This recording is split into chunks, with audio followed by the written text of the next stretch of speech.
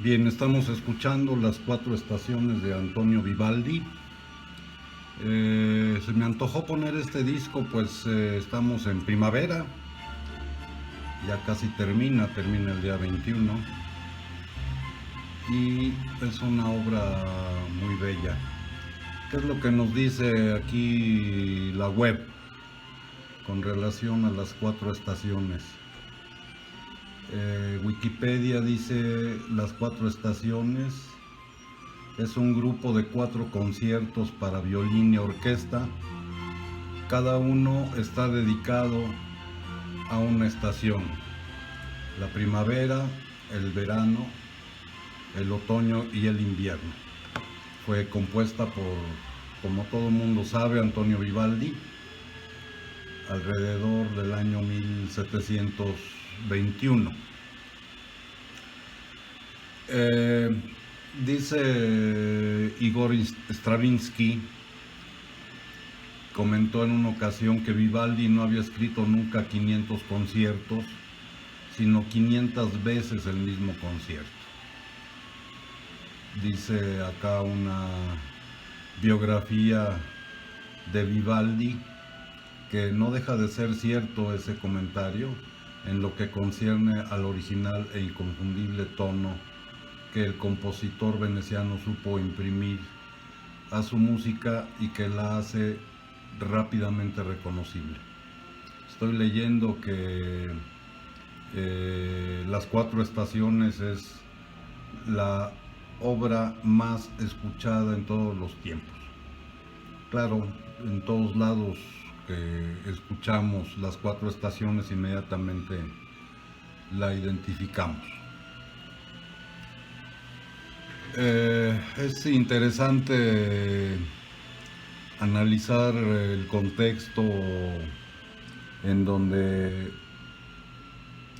Antonio Vivaldi compuso su obra en Italia, qué es lo que pasaba en el siglo XVIII. Dice acá un texto de esta extraordinaria página de ese cielo: panorama histórico dominante. Poca tranquilidad reinó en Europa durante este periodo. En 1699 se inició la guerra entre Rusia, Suecia y Dinamarca, que no concluyó hasta el año de 1713.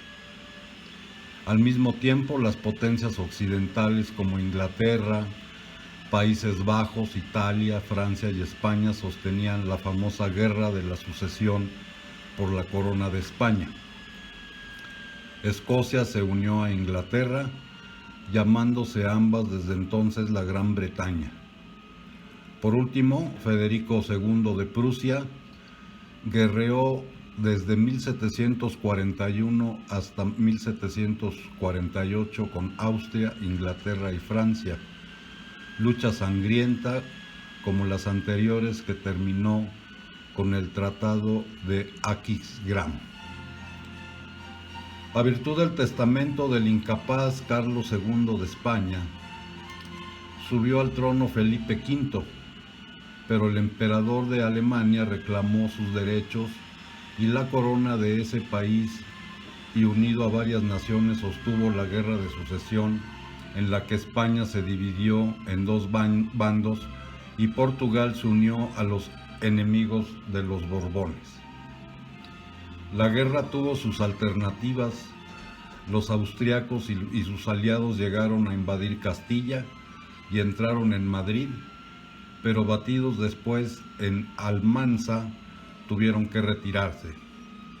Derrotados finalmente en Villaviciosa, se puso fin a la guerra por el Tratado de Utrecht, en virtud del cual perdió España a Gibraltar y sus posesiones de Italia y Países Bajos. La corte española se afrancesó y estaba dominada por la princesa de los Ursinos. Se publicó la ley sálica, que excluía del trono a las hembras. Fíjense, desde entonces la mujer padece discriminación, según regía en Francia, y en contra de las costumbres de Castilla. En 1718 el rey Felipe V, en 1718 trató el rey Felipe V de recuperar los estados de Italia. Se hizo dueño de Sicilia y Cerdeña, pero formada la cuádruple derrotada la Armada Española en Siracusa, se vio obligada a pedir la paz y a devolver en el Mediterráneo. Retirado el hermoso palacio de la Granja que mandó a construir a imitación de Versalles, abdicó en su hijo Luis I, que padeció al poco de viruela.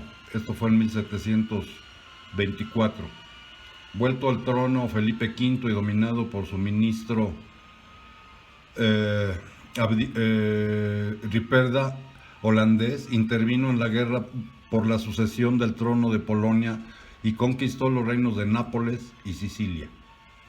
Después formó los centros de cultura, debiéndose la Biblioteca Nacional de Medicina y Cirugía, la Academia de la Historia de la Lengua, la Universidad de Cervera, etc.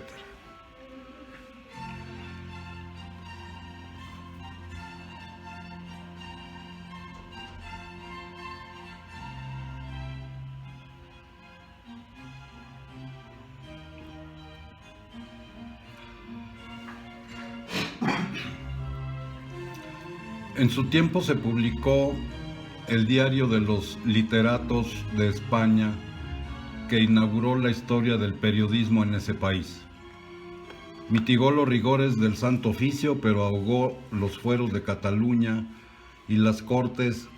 Su sucesor, Fernando VI, esto es en 1746, terminó la guerra de Italia con la paz de Aquisgrán, por lo que fue reconocido el infante español Felipe por el soberano de Parma, Plasencia y Guastalla, y el infante Don Carlos como rey de Nápoles. La América continuaba subyugada por las naciones europeas. En Boston se empezó a publicar el primer periódico regular, Newsletter, por J. Campbell en 1704, y en Filadelfia, Pennsylvania Gazette, de S. Keimer. Durante los años de la Guerra de Sucesión, España y Francia contra Austria, Inglaterra, y Holanda y Portugal, las costas de Cuba sufrieron ataques por las escuadras enemigas que afectaron principalmente a Trinidad. Durante esos primeros años del siglo se empezó a formar el barrio habanero del Cerro. Salió una expedición contra la Florida y se abrió al culto la iglesia y convento de Santa Teresa O'Reilly y Compostela. En los años de paz que siguieron desde la firma del Tratado de Utrecht en 1713 hasta el año 1726, se estableció en Cuba el monopolio del tabaco por el propio gobierno, con gran disgusto y revueltas de colonos o cosecheros.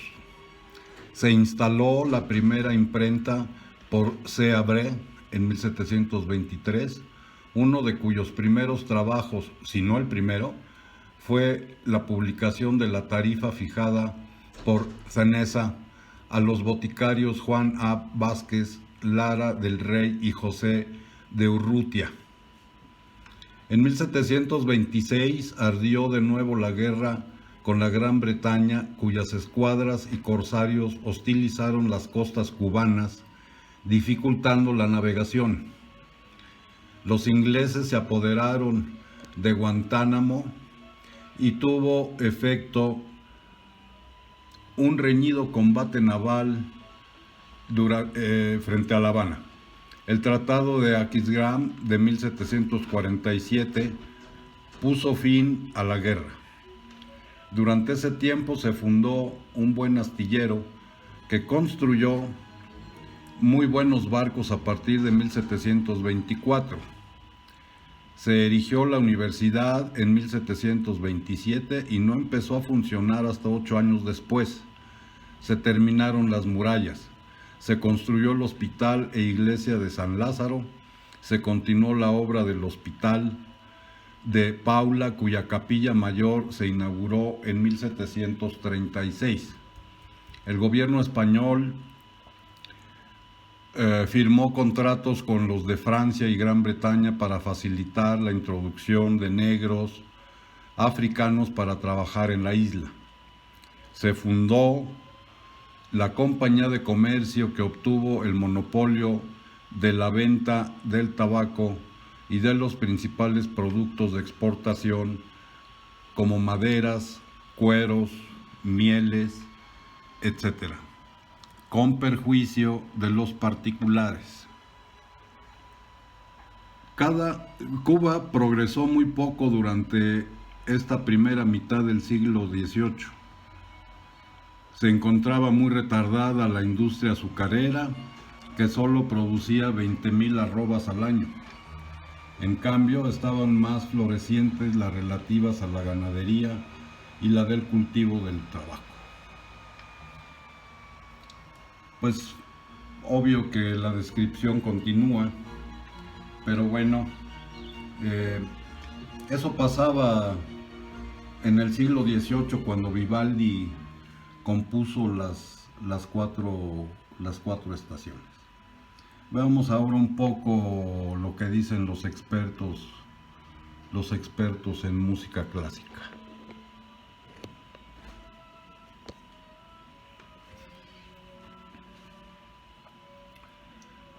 Dice Paloma Valeva: las cuatro estaciones de Antonio Vivaldi: historia, estructura y video. Las cuatro estaciones, por Antonio Vivaldi, es un conjunto de 4 conciertos para violín compuesto en 1723. Se trata sin duda de la obra la más conocida del compositor Vivaldi y de la obra musical la más tocada en el mundo, es lo que decía yo hace rato. Tiene la forma del concierto para violín, lo que significa que un violín toca acompañado por una orquesta de cámara. El contenido de cada concierto es variado y evoca cada una de las estaciones. Por ejemplo, el invierno está adornado de notas en pizzicato en las cuerdas altas, aludiendo a una lluvia glacial, mientras que el verano evoca una tormenta en el movimiento final, preparado por los truenos que grunden varias veces en el movimiento. Los conciertos de las 4 estaciones fueron publicados por primera vez en 1725 como parte de un conjunto de 12 conciertos. El opus número 8, bajo el tema de la lucha entre la armonía y la invención, il cimento dell'armonia e dell'invenzione. Los 4 primeros conciertos se llamaban las 4 estaciones, los cuales llevaban el nombre de la estación en cuestión. Cada concierto se compone de 3 movimientos, con un movimiento lento entre sus 2 movimientos rápidos. Estructura de las 4 estaciones, una obra acompañada de sonetos. En las 4 estaciones, un soneto acompaña cada concierto, cuyas partituras fueron escritas por Vivaldi con mucha precisión. Vivaldi indica en las partituras detalles tales como las correspondencias precisas con los poemas o la presencia de ruidos externos puntuales que agregan veracidad a la manifestación musical de las estaciones, silbidos de pájaros, ladridos de perro, etc. El origen del texto, sin embargo, se mantiene incierto, mientras algunas fuentes atribuyen su escritura a Vivaldi, otras indican que no existe certidumbre alguna. Primavera. Movimiento número 1, Allegro. Llegó la primavera y de contento las aves la saludan con su canto. y las fuentes son del blanco viento, con dulce murmurar fluyen en tanto. El aire cubren con su negro manto, truenos, rayos, heraldos, con su adviento, y acallándolos luego, aves sin cuento, tornan de nuevo a su canoro encanto. Movimiento 2, largo. Y así sobre el florido ameno prado, entre plantas y fronda, murmurante duerme el pastor con su fiel perro al lado. Movimiento número 3, alegro. El pastoral zampoña al son chispeante, danzan ninfa y pastor bajo el techado de primavera al irrumpir brillante. Eso es la primavera, y aquí le paramos porque estamos en primavera. En otro video abordaremos lo que es el verano, el otoño y el invierno. Muchas gracias por su atención y hasta la próxima, que nos saludemos. Por cierto, este disco, este acetato, pues lo compré pues hace muchos años. Estoy viendo que lo compré en el centro de abasto del Magisterio. Esta tienda se encontraba, no sé si todavía existe, muy cerca del edificio central de la SEP, en la calle de Argentina. Ahí compré muchos discos. Tenían verdaderamente colecciones formidables de acetatos y a precios muy razonables. En aquellos años, es decir, cuando yo trabajé en la SEP, debió haber sido por ahí del año 82 quizás, y pues me costó 625 pesos, según estoy viendo aquí en la etiqueta. En fin, son de mis acetatos que quiero mucho y que he cuidado mucho. Pues ahora sí, hasta la próxima, muchas gracias.